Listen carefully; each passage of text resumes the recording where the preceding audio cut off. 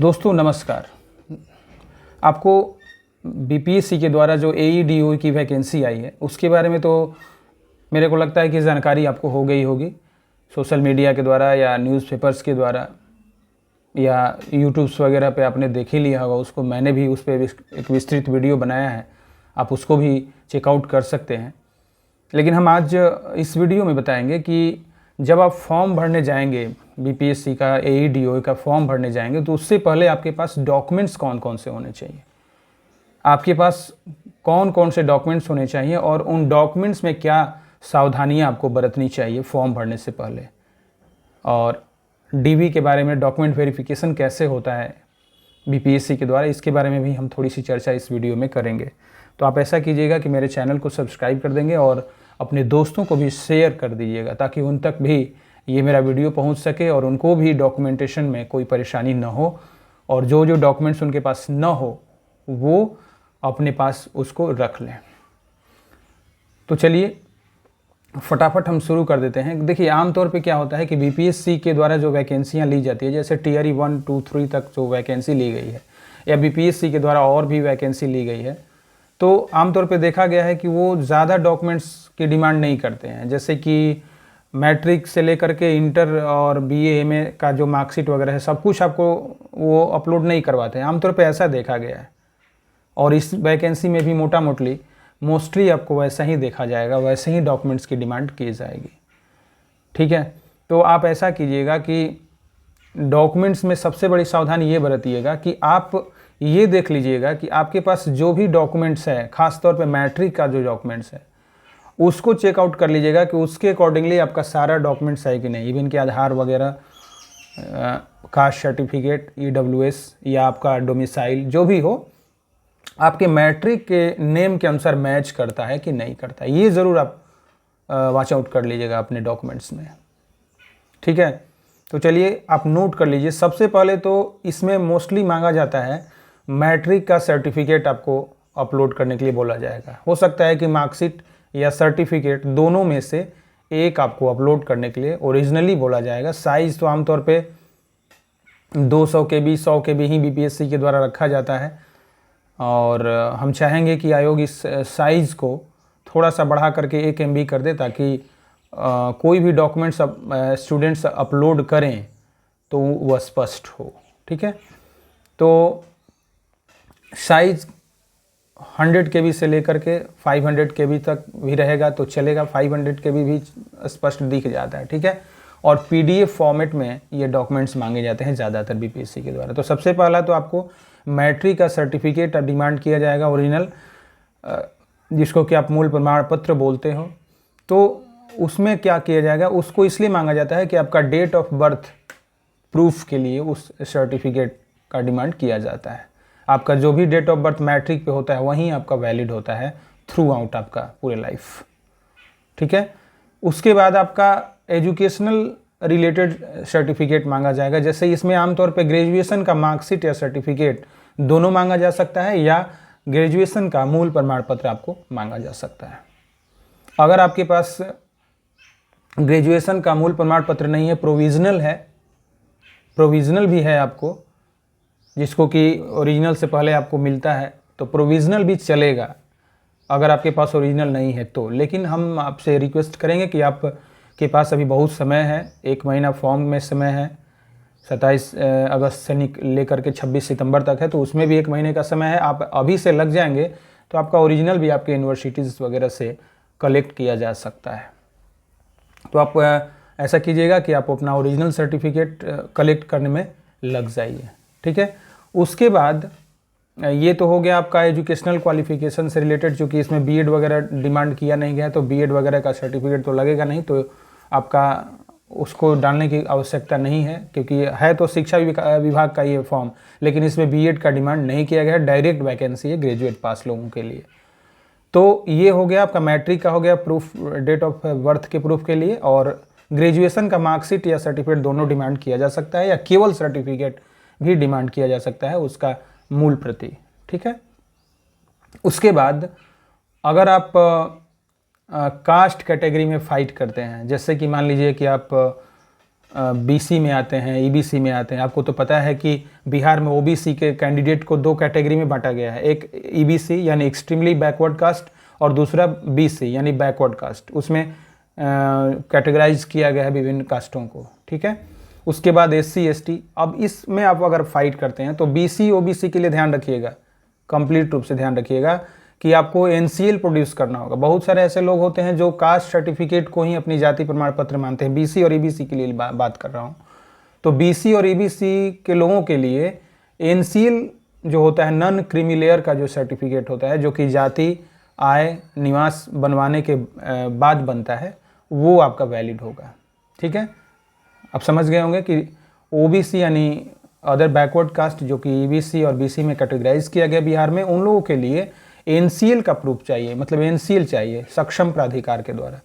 और इसमें आपको बता दें कि इसमें आरओ के द्वारा वैलिड किया गया है। रेवेन्यू ऑफिसर जो आपके अंचल में बैठते हैं, जिसको बहुत लोग सीओ भी बोलते हैं, तो उनके द्वारा आपका अगर सर्टिफिकेट निर्गत किया गया है तो वो भी आपका वैलिड है।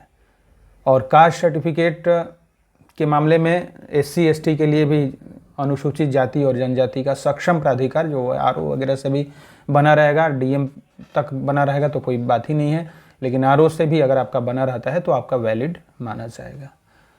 उसके बाद आपका ईडब्ल्यूएस का जो सर्टिफिकेट होगा वो आपको चाहिए, जो इकोनॉमिकली वीकर सेक्शन में आते हैं। अब देखिए, इसमें कास्ट सर्टिफिकेट में और ईडब्ल्यूएस में विवाहित महिलाओं के लिए थोड़ा सा पेंच है, उसको समझने की ज़रूरत है। फॉर्म भरने से पहले आप सारी बहनों से हम यह रिक्वेस्ट करेंगे कि आप इस जो मेरा ये सेंटेंस है उसको ज़रूर आप ध्यान से देखिएगा, ठीक है। क्योंकि देखिए, जो विवाहित महिलाएं हैं, अविवाहित महिलाओं के लिए तो चलिए कोई बात नहीं, उनके पिता के पते से ही सब कुछ बनता है, लेकिन विवाहित महिलाओं के लिए जाति प्रमाण पत्र के सेंस में आपको जाति प्रमाण पत्र आपके पिता के पते से होना चाहिए, ठीक है। महिलाओं के लिए, विवाहित जो महिलाएं हैं उनके लिए जाति प्रमाण पत्र उनके पिता के पते से होना चाहिए, न कि पति के पते पे इशू होना चाहिए। ऐसा कभी भी करिएगा भी मत, ठीक है। पिता के पते पे होना चाहिए। इवन कि आप जाति अप्लाई जब कर रहे हैं वहाँ पे हस्बैंड का नाम नहीं देना है आपको, नहीं तो आपका जाति प्रमाण पत्र निर्गत भी नहीं होगा आपके अंचल से। वहाँ पे हस्बैंड के नेम का कोई जिक्र करने की ज़रूरत नहीं है, ठीक है। तो चूँकि एक चीज़ और है कि इस बार महिलाओं के लिए 35% आरक्षण का प्रावधान किया गया है माननीय मुख्यमंत्री नीतीश कुमार जी के द्वारा। तो इस बार निवास प्रमाण पत्र भी काफ़ी ज़्यादा वैल्यूएबल हो जाता है, ठीक है। तो इस बार चूँकि आपको 35% का आरक्षण देना है महिलाओं को, विवाहित महिलाओं को, मतलब जो बिहार के मूल निवासी हैं उनको, तो बिहार का मूल निवासी प्रूफ करने के लिए आपको बिहार का डोमिसाइल प्रोड्यूस करना होगा। तो ये बात ध्यान रखिएगा गौर से कि विवाहित महिलाओं के सेंस में, अविवाहित के लिए तो कोई प्रॉब्लम ही नहीं है, उनका तो डोमिसाइल और जाति प्रमाण पत्र पिता के पते से बनेगा ही, क्योंकि उनका तो शादी ही नहीं हुआ।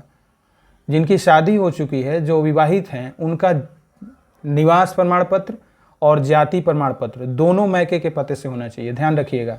अब आप पूछिएगा कि ऐसा तो नहीं है, मैं बहुत लोग बोलते हैं, कमेंट्स करते हैं मेरे सेक्शन में, कमेंट सेक्शन में, कि सर निवास तो पति के पते से चलता था और चल भी सकता है, लेकिन ऐसा कुछ नहीं है। इस बार से आपका जो है कंपल्सरी इसलिए हो गया है कि आपको प्रूफ करना है कि आप बिहार की मूल निवासी हैं, तभी जाके आपको 35% का आरक्षण मिलेगा, ठीक है। इसीलिए आपको ये प्रूफ करने के लिए कि आप बिहार की मूल निवासी हैं, आपको पिता के पते का शादी के बाद आपका निवास और जाति प्रमाण पत्र होना चाहिए। ये गांठ मान लीजिएगा। अगर आप डालते हैं पति के पते का निवास तो आपका आवेदन निरस्त कर दिया जाएगा या आपको डॉक्यूमेंट वेरिफिकेशन में आपको रिजेक्ट कर दिया जाएगा। तो विवाहित महिलाएं ध्यान रखें, जाति प्रमाण पत्र बीसी, ईबीसी, एससी, एसटी के सेंस में आपका जाति प्रमाण पत्र और निवास दोनों मैके के पते यानी पिता के पते पर होना चाहिए निर्गत, ध्यान रखिएगा। अब आते हैं, बात करते हैं ईडब्ल्यूएस के बारे में। ये भी ध्यान रखिएगा, ईडब्ल्यूएस के जितनी भी कैंडिडेट हैं, जेंट्स के लिए मैं नहीं बोल रहा हूँ, लेडीज़ के लिए बोल रहा हूँ, महिला अभ्यर्थियों के लिए जिनका विवाह हो चुका है, जिनकी शादी हो चुकी है। EWS का सर्टिफिकेट आपको पति के पते से होना चाहिए। पति का परिसंपत्ति जो भी है, जो आपके हस्बैंड के एसेट्स हैं, उनका जिक्र करते हुए आपको EWS बनाना है पति के अंचल से, यानी पति के ब्लॉक से, हस्बैंड के ब्लॉक से। समझ गए होंगे आप। EWS के हिस्से में मैके से नहीं मान्य होगा, आपका ये पति के पते पे पति का संपत्ति का जिक्र करते हुए आपको EWS सर्टिफिकेट निर्गत करवाना है। अंचलाधिकारी से भी करवाएंगे तो चल जाएगा, CO वगैरह से, ठीक है। लेकिन आपको भी EWS कैंडिडेट महिलाओं को, विवाहित महिलाओं को भी निवास प्रमाण पत्र आपको आपके पिता के पते से ही देना होगा, क्योंकि EWS का लाभ उन्हीं को मिलेगा जो बिहार की मूल निवासी हैं। सिंपली इसको एग्जाम्पल के तौर पे समझ लीजिए कि अगर यूपी की महिला हैं, उनकी शादी हुई है यहाँ पे हाल ही में बिहार में, तो उनको EWS का लाभ नहीं मिलेगा, क्योंकि बाहर के कैंडिडेट के रूप में उनको ट्रीट किया जाएगा। और बाहर के कैंडिडेट को, चूँकि डोमिसाइल नीति लागू है, तो बाहर के कैंडिडेट को राज्य में आरक्षण का लाभ नहीं मिलता है, वो जनरल में ट्रीट किए जाएंगे। इसीलिए बिहार की जो विवाहित महिलाएं हैं उनको EWS पति के पते पे, यानी पति के अंचल से, और निवास आपको पिता के अंचल से निर्गत होना चाहिए। आप समझ गए होंगे, उम्मीद करते हैं कि आपको जाति प्रमाण पत्र और डोमिसाइल सर्टिफिकेट, चूँकि देखिए इस बार डोमिसाइल सर्टिफिकेट का काफ़ी ज़्यादा अहम रोल होगा, क्योंकि 35% का आरक्षण का लाभ मिलने वाला है महिलाओं को, ठीक है। इसमें 319 सीट महिलाओं को क्षैतिज आरक्षण के बाद मिलने वाला है। तो इसके लिए अगर आप 35% आरक्षण का लाभ लेना चाहती हैं तो आपको मैंने जो बताया उसी अनुसार आपको डॉक्यूमेंटेशन जाति और EWS के सेंस में करवाना हो, ठीक है। अब आगे आपको बता देते हैं, एक सर्विसमैन का जो सर्टिफिकेट होगा वो आपके पास होना चाहिए, अगर आप एक सर्विसमैन में ये फाइट करने वाले हैं। उसके बाद दिव्यांग जनों के लिए आरक्षण है, ठीक है। OH हो, VH हो, इस टाइप से जो भी दिव्यांग हैं उन सभी के लिए आरक्षण का प्रावधान है, तो उनको भी सक्षम प्राधिकारी के द्वारा निर्गत प्रमाण पत्र प्रोड्यूस करना होगा फॉर्म भरते समय। उसके बाद आपको बता दें कि इसमें फ़ोटोग्राफ्स नहीं लिया जाता है। पासपोर्ट साइज फ़ोटोग्राफ्स का जो पहले चलन था BPSC के द्वारा और BSSC के फॉर्म में नहीं लिया जाता है, ठीक है। तो आपके पास आपको लाइव फ़ोटोग्राफ्स खिंचवाने होंगे। जहाँ भी फॉर्म भरेंगे आपके पास एक स्पष्ट तस्वीर खींचने वाला वेबकैम होना चाहिए, ध्यान रखिएगा। और पीछे का जो बैकग्राउंड है वो वाइट होना चाहिए। अभी जो मेरे पीछे का बैकग्राउंड है लमसम ऐसा ही बैकग्राउंड होना चाहिए, वाइट हो या हल्का सा कलर का हो, डार्क कलर का नहीं होना चाहिए। तो ये फ़ोटोग्राफ्स की बात है। उसके बाद आपके पास चाहिए सिग्नेचर, हिंदी और अंग्रेज़ी का सिग्नेचर चाहिए, ठीक है। हिंदी और अंग्रेज़ी का, ब्लैक ब्लू दोनों चलेगा। सादा कागज़ पे आप स्पष्ट सिग्नेचर कर लेंगे। ध्यान रखिएगा, बहुत सारे लोग अभी भी कैपिटल में सिग्नेचर कर देते हैं, तो ऐसा नहीं करना है। आपको रनिंग में सिग्नेचर करना है, जैसे कि आगे कैपिटल, उसके बाद सब स्मॉल, फिर उसके बाद अगर कुमारी सिंह या जो भी हो तो कैपिटल, उसके बाद रनिंग में, मतलब रनिंग में सिग्नेचर करना है जैसे आप सिग्नेचर करते हैं हमेशा से। ज़्यादा उसमें पैनिक होने की जरूरत नहीं, कैसे करना है क्या करना है, जैसे आप सिग्नेचर हमेशा करते हैं वैसे ही करना है आपको। तो हिंदी इंग्लिश का सिग्नेचर सादे कागज़ पे आप कर लीजिएगा, काले या ब्लू पेन से चलेगा, इसमें कोई दिक्कत नहीं है। और शुल्क तो आपको मैंने बताया भी है, अभी भी बता देता हूँ। उसके बाद आपको 100 रुपये का शुल्क प्रोड्यूस करना है, देना है, और आपका फॉर्म भरा जाएगा। अब देखिए DV से रिलेटेड, जब आप, भगवान करे, हम शुभकामना हमारी आपके साथ है कि आप भी पास आउट होकर के और DV तक पहुँचे। तो जब आप DV में जाएंगे डॉक्यूमेंट वेरिफिकेशन में, तो BPSC के DV का जो चलन है, जो तरीका है, जो मेथड है BPSC का, वो ये है कि आपको ज़्यादा डॉक्यूमेंट्स देने की ज़रूरत नहीं पड़ती है। जो डॉक्यूमेंट्स आपने अपलोड किया है, ठीक है, जो डॉक्यूमेंट्स आपने अपलोड किया है आपको वही प्रोड्यूस करना पड़ेगा, ठीक है। अब बात समझ गए होंगे। Which documents you have uploaded during form submission, you have to produce that documents during document verification. आप समझ जाइए इस बात को, ठीक है।